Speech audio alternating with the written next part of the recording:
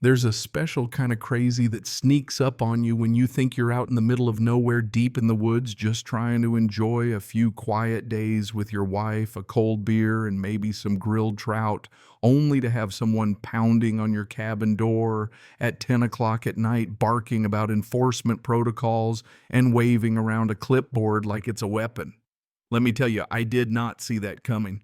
You'd think being 30 miles off the nearest highway surrounded by nothing but pine trees, bears, and maybe the odd hiker, you'd be safe from civilization's worst impulses, but you'd be wrong. The minute I cracked that door and saw her Karen standing there in wedge sandals and a sun visor, two big goons flanking her, all of them pretending to be official, I knew the universe had a sense of humor, and I was the punchline. But you know what? Karen picked the wrong cabin and, more importantly, the wrong couple to mess with that weekend. She didn't have the slightest clue who my wife Marcy really was. The look on those wannabe mall cops' faces when Marcy coolly pulled out her U.S. Marshal's badge, priceless. I swear one of them almost fainted. The thing about Marcy, she's got this way of moving between soft-spoken and stone-cold federal thunderstorm without raising her voice. That night it was the latter. And let's just say Karen and her sidekicks were gone in a flash, white as ghosts and twice as rattled. But that was just the beginning. 3 days earlier, things were exactly how they should be. I'd clocked out from my last work call, shut the laptop, and let out a cheer you'd expect from a guy who just landed a plane on one engine. We'd promised each other no texts, no screens, no emails, just us, the dog Firewood, and that old timber cabin my family's owned for years out in the San Juan Mountains. The place is full of quirks, tilted floorboards, and outhouse that whistles like it's trying to send Morse code to the next county, but it's ours. We rolled in just after sunset, breathing in the kind of air you can only get when you're well and truly off the grid.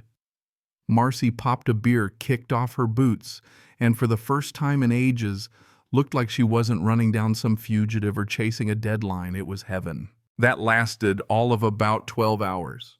Next morning, I spot these shiny new laminated warning signs nailed to trees along our property, stuff like unauthorized dwelling, subject to immediate removal. Marcy snorts, yanks one down, and mutters, "These idiots think this is Yellowstone." A quick call to the sheriff confirmed what I already knew. No HOA, no authority, not even a jurisdiction line within spitting distance. I was told to keep calm, document everything, and not let it ruin my weekend. Yeah, good luck with that. Then it just got weird. A white SUV idled down the gravel road, stopped reversed awkwardly when I stepped outside, mug in hand, and glared. I caught a glimpse Karen again on her phone. Marcy got photos. That night we double-checked the locks because I've lived long enough to know crazy doesn't knock just once. So when Karen came back that night, two big men in tow, both decked out like Halloween rent-a-cops, I wasn't surprised, just tired. She blustered about removal protocol and the taller one tried to put on his best tough guy face. That's when Marcy stepped forward, unzipped her hoodie, and revealed the badge. U.S. Marshal Service. You're about 5 seconds from federal charges. The men nearly tripped over each other trying to back off. Karen sputtered, called us harassers, then let herself get dragged off the porch like a sack of potatoes. As soon as the door shut, Marcy just shook her head. "She's not done," she said. And she was right. Karen's the type who can't stand being told no. Next morning, the world looked the same, but the air was tight. Marcy was already on her laptop making calls, not saying much, but I could tell she was setting up the chessboard. I decided to poke around online and found this slipshod website for Ridge Pines HOA, supposedly registered just 2 months earlier, but claiming 70 properties, including ours. Their security team page had photos of last night's two clowns, and the site had this hand-drawn map painting our land inside their so-called Phase 3 expansion. Pure fiction. If you didn't know better, you might panic, pay up, and think you had no choice. Marcy kept building her file impersonation, code violation, fraud, the works. I installed more locks, replaced her dumb signs with legal notices, and made sure every camera was working overtime. You'd think that'd be enough, but Karen came back with reinforcements, a tow truck, and a parade of angry, clueless residents, all ready to enforce her imaginary rules. When she tried to order the driver to take down our gate, Marcy just calmly told him, badge in hand, that he'd be in cuffs by sundown if he so much as scratched our fence. He noped out of there faster than you can say civil liability. Karen. She got red in the face, screamed about lawyers, and stomped back to her car. But we weren't backing down, and neither was she. If you've ever dealt with someone like this, you know they escalate. The next day, I found our gate half pried open with muddy boot prints leading away. Laminated threats were nailed to 3 trees, complete with forged signatures. Marcy took them down, added them to the evidence pile, and checked the trail cams. Sure enough, footage of Karen in the dead of night hammering her lies onto our property. Marcy just smiled. We've got her now. But the real kicker came 2 days later. Our power was out. Cameras dead. Every security system silent. I checked the generator. Someone had cut the wire and ripped down the camera. Luckily, the camera's internal memory held up and the footage was gold. Karen herself in a hoodie cutting the power, looking up right into the lens before yanking it off. That was it. Marcy sent everything to her DOJ contacts and the local sheriff. Within hours, we were told to lay low, stay safe, and wait for the cavalry. Of course, Karen wasn't done.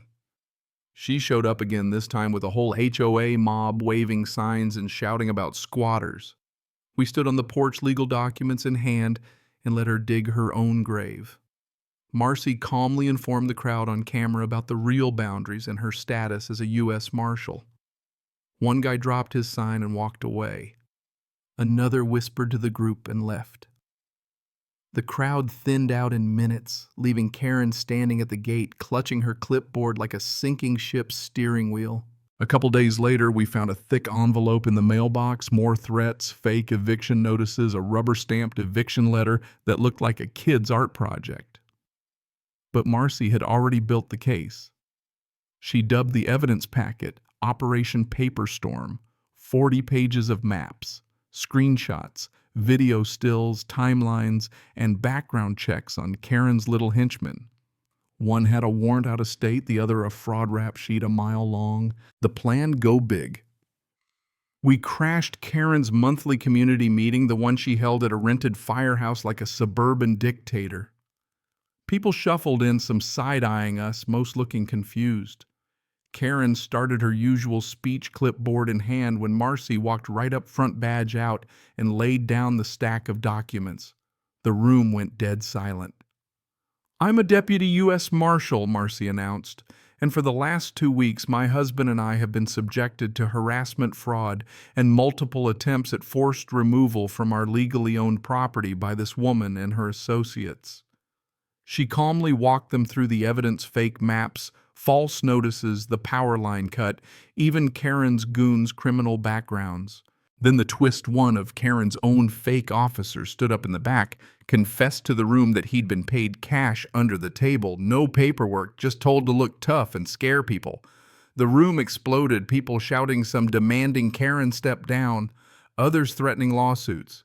In the chaos, 2 county officers quietly stepped up, handed Karen a citation on the spot, and told her she'd be hearing from the DA. Karen tried to shout over everyone, but nobody was listening anymore. We left that meeting feeling lighter than we had in weeks. Karen was alone in the parking lot, ranting into her phone, her clipboard tucked under her arm like a trophy she'd forgotten how to win. On the drive home, Marcy finally let out a real laugh, the first in days. "You think she'll try anything else?" I asked. She just smiled. "Only if she wants to end up on a federal watch list." And that's the story, how a weekend in the woods turned into a showdown with the worst kind of petty tyrant, and how sometimes the system really does work if you've got enough patience proof and a wife who doesn't flinch under pressure. But hey, what do you think? Was standing our ground the right move, or should we have just let the madness roll off our backs? Let me know where you stand, because out here you never know when your own peace and quiet might get hijacked by someone else's power trip.